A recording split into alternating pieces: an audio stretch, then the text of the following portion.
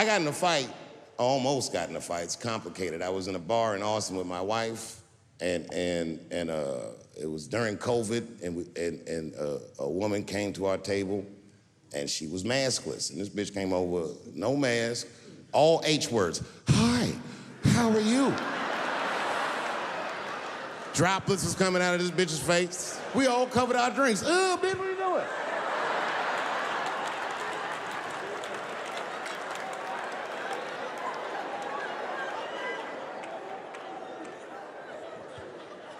Now, I looked over at the table that she came from, and I peeped game. The men at the table were filming me.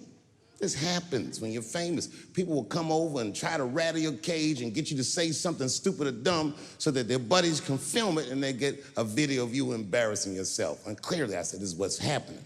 And these dumb motherfuckers thought that it was my first rodeo.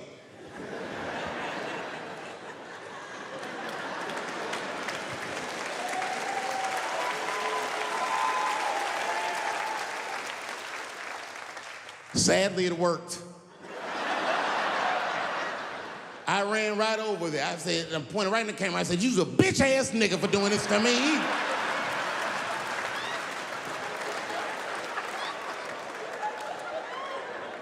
And the dude was shocked that I said it. He said, oh. And when he did like this, I seen all his fingernails was painted, and I realized, like, uh-oh.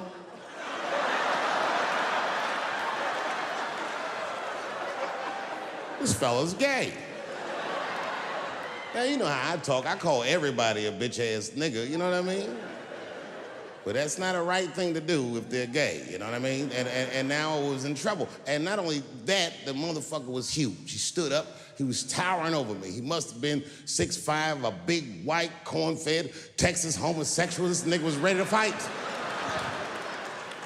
And he started barking on me, but I stood my ground. I wasn't scared.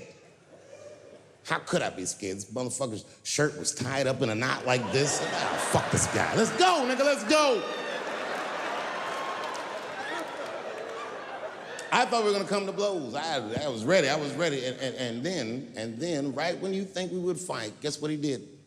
He picked up his phone and he called the police. And this thing I'm describing is a major issue that I have with that community. Gay people are minorities until they need to be white again.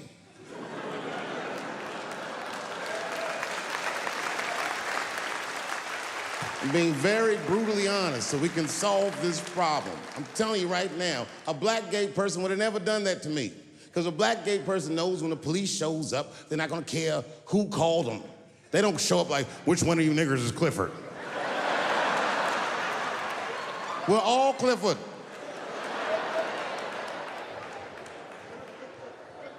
This happens far too often. Another time, about 6 years ago, there was a lesbian woman that tried to sell a story about me to TMZ. Thank goodness TMZ could see right through the sham of that story.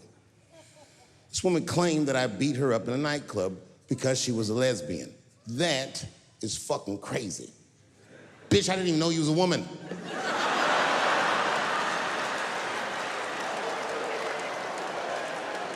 Thank God TMZ didn't believe that. Because I did beat the shit out of her, I'm not gonna lie. It was her fault, I had no choice. I came in the club minding my own business, and a woman came up to me, she goes, oh my God, Dave Chappelle. And I was just being reciprocally nice. Hey, miss, how are you, blah, blah, blah. Benign talk, nothing to it. And all of a sudden, this lesbian fellow stepped between us. Hey, nigga, that's my girl. I said, yo, my man, back up, like that. She said, I ain't backing up off shit, nigga, that's my girl. I said, bro, you're gonna have to give me 3 feet, like this. She said, stop calling me a man, motherfucker. I'm a woman. I said, what?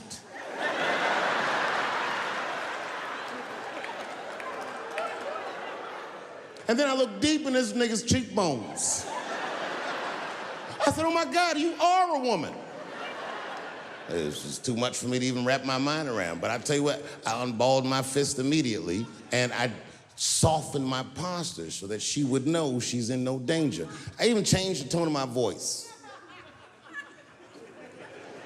I said softly, sweetly, like a pimp might say. Bitch, I'm about to slap the shit out of you.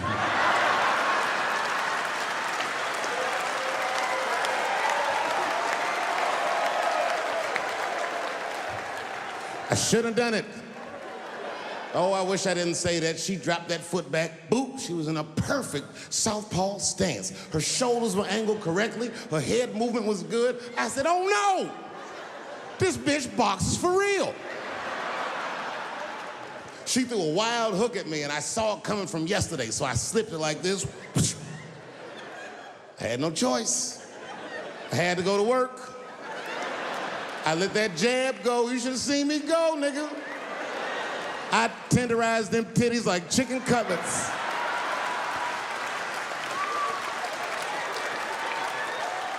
I whooped the toxic masculinity out of that bitch.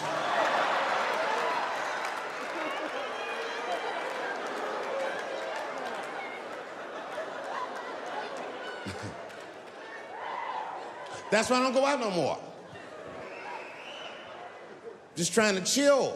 I'm just trying to live a peaceful life. That's why I live in Ohio. You know, I live in a little town in Ohio. It must be like 3,700 people, small hippie town. Culturally, it might feel like Ann Arbor to you. You know what I mean?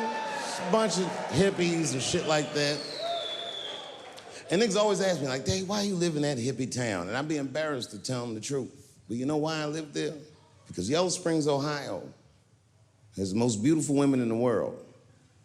And a lot of people might disagree with me, but you gotta see them for yourself. They're gorgeous. But it all depends on what you're into, you know what I mean? I like white bitches with dirty feet.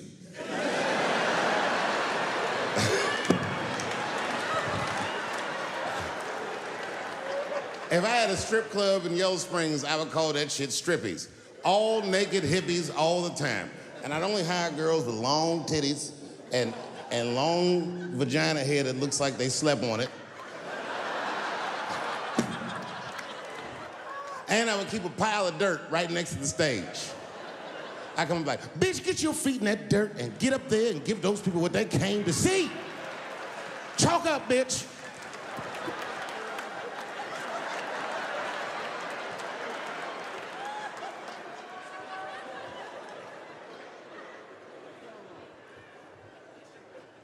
A couple years ago, I was in Ohio at a shopping mall.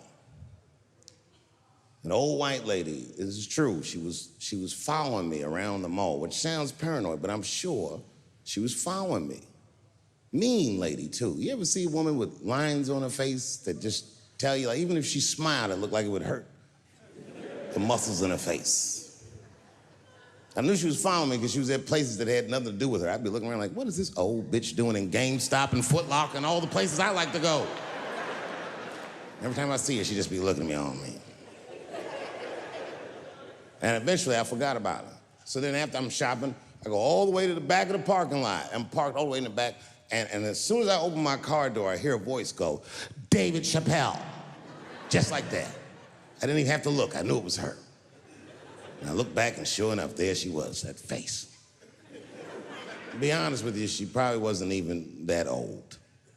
She's probably around my age. But she was a white woman. This bitch looked terrible.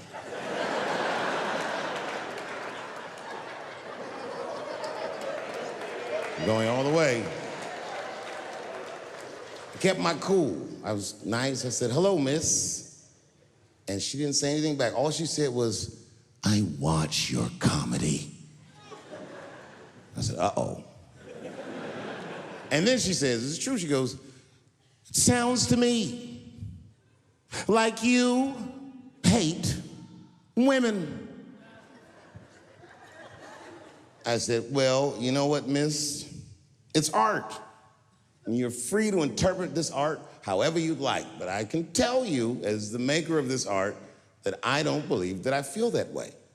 And she said, well, I think, and I said, shut up, bitch. Shut the fuck up. Before I kill you and put you in the trunk, ain't nobody around here.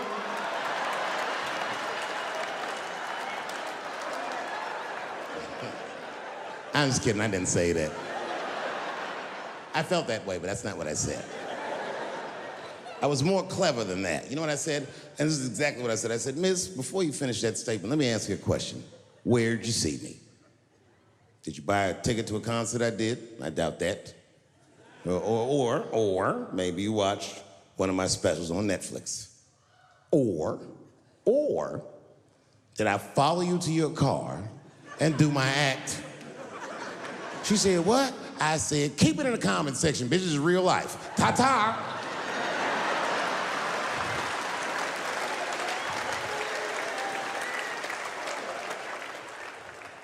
And then I drove off.